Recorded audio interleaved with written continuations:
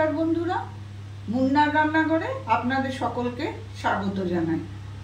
আজ আমি ছাতুর পরোটা করে দেখাবো। ছাতুর পরোটা করতে আমার যা লাগবে, ময়দা তো নিয়েছি, ময়দা তো লাগবে, সাদা তেল লাগবে, ছাতু অবশ্যই লাগবে, অল্প নুন লাগবে। আমি এখানে শুকনো ময়দা একটু রেখেছি বেলার সময় লাগবে বলে।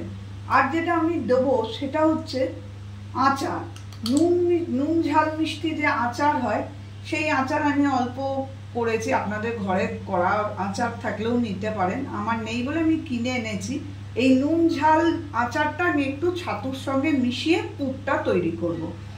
প্রথমে আমি ময়দাটা মেখে নেব। তার জন্য আমি সাদা তেল ময়ান দেবো, 2.5 চামচ মতো আমি তেল দিলাম, অল্প নুন দেবো।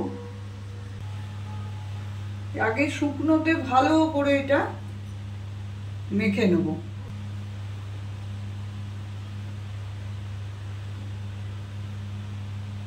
অল্প অল্প জল দিয়ে আমি ময়দাটা মেখে নিচ্ছি।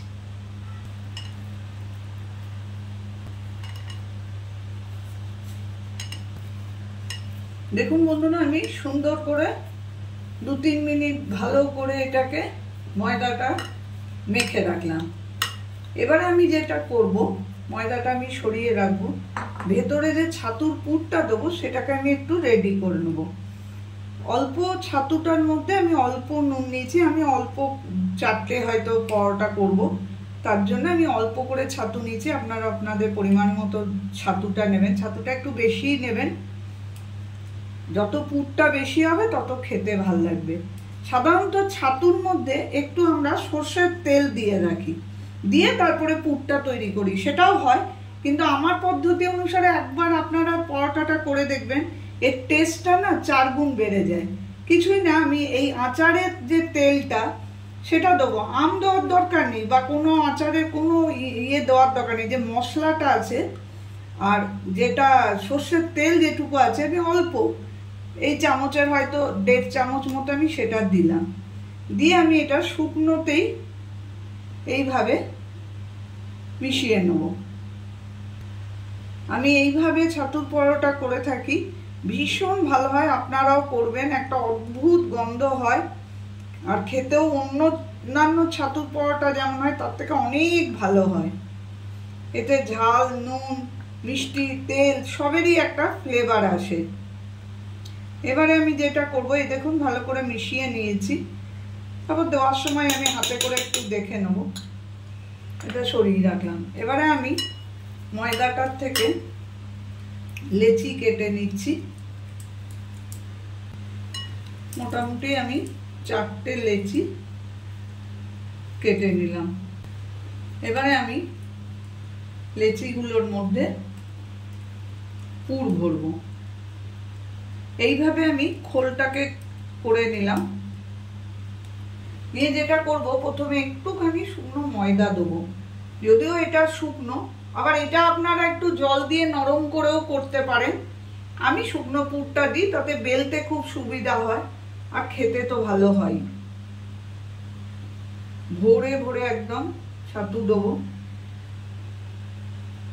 দিয়ে এইভাবে মুখটাকে সুন্দর করে মুড়িয়ে নেব।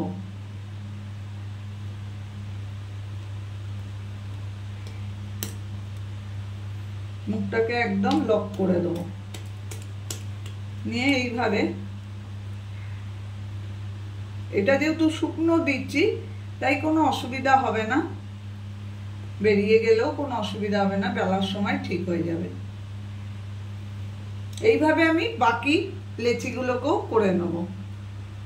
বন্ধুরা, আমি ওই একইভাবে 4টে লেচি ছাতুর পুর ভরে নিয়েছি। এবারে আমি গ্যাস ওভেনটা চালিয়ে ফ্রাই প্যানটা বসিয়ে দিয়েছি, গরম হতে দিচ্ছি। এবারে আমি পরোটাগুলো বেলে নেব। একটুখানি শুকনো ময়দা দিয়ে হালকা হাতে আমি এরম এরম করে দেবো, যাতে ছাতুর পুরটা গোটা পরোটাটার মধ্যে ছড়িয়ে যায়। তারপরে হালকা হাতে আমি বেলে নেব। দেখুন বন্ধুরা, আমি কিন্তু আর এর থেকে বেশি বড় করছি না, এরকম ভাবে আমি সুন্দর করে বেলে নিয়েছি। আমার একটুখানি এখানটা বেরিয়ে যাচ্ছে, ওতে কিছু না, একটু শুকনো ময়দা ওইখানটা দিয়ে দেবেন, দিয়ে আমি এবারে এটাকে ভালো করে সেঁকতে দিয়ে দেবো। ওভেনটা বাড়িয়ে দিলাম, খুব ভালো করে সেঁকতে হবে।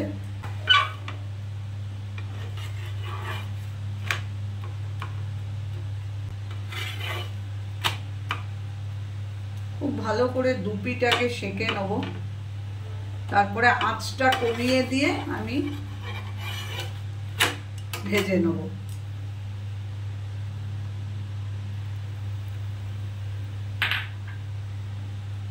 আবার বাড়িয়ে দিলাম। দেখুন বন্ধুরা, কি সুন্দর আমার পরোটাটা ফুলে উঠেছে।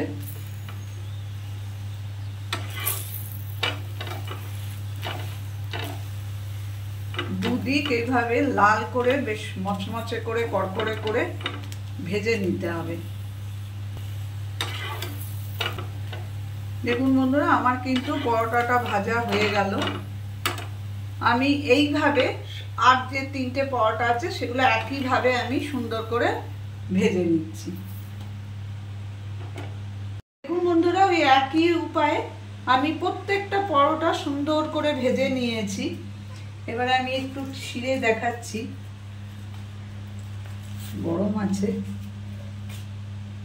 এই দেখুন বন্ধুরা, পুরো ছাতুর পুরটা আমার পুরো পরোটার কিন্তু সব জায়গাটাই কিন্তু ছড়িয়ে আছে। এইভাবে করলে আর টেস্টটা খুব ভালো হয়। যদি আমার পরোটার রেসিপিটা আপনার ভালো লেগে থাকে তাহলে প্লিজ আমার চ্যানেলটাকে লাইক করে দেবেন, শেয়ার করবেন এবং সাবস্ক্রাইব করবেন। আমি হাজির হব আবার অন্য কোনো দিন অন্য কোনো নতুন রেসিপি নিয়ে।